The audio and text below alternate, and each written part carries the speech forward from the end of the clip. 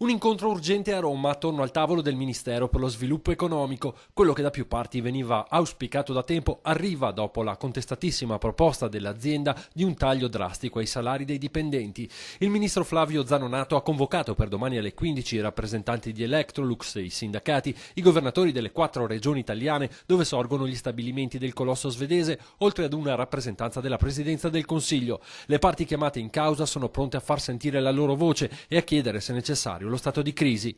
Vogliamo fare in modo che non si cantieri definitivamente la chiusura di quella che noi definiamo la nostra Fiat.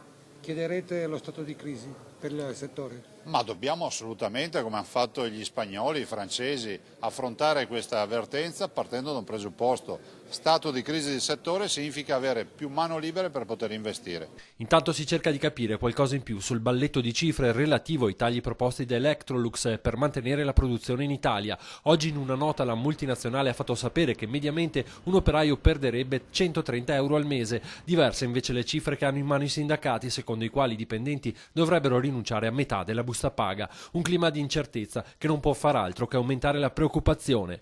Per quanto riguarda invece specificatamente la proposta sulla riduzione del salario, io credo che il tema della solidarietà in questo momento sia un tema che inevitabilmente fa parte della discussione quotidiana, però insomma, tra la solidarietà e la beffa c'è un po' di differenza. La notizia dell'incontro di domani è salutata con favore dagli ambienti della politica. È comprensibile la disperazione dei lavoratori, bisogna però proporre nuove strade alla multinazionale, dice la deputata PD Floriana Casellato. La senatrice del Carroccio, Patrizia Bisinella, va in pressing su Zanonato. Dopo tanti annunci è il momento di passare dalle parole ai fatti. Secondo Gianni Girotto, Movimento 5 Stelle, quando una grande azienda decide di andarsene dall'Italia, la soluzione può essere la costituzione di una cooperativa. Per Maurizio Sacconi, presidente dei senatori del Nuovo Centrodestra, la proposta di Electrolux è irricevibile perché slegata da un piano industriale.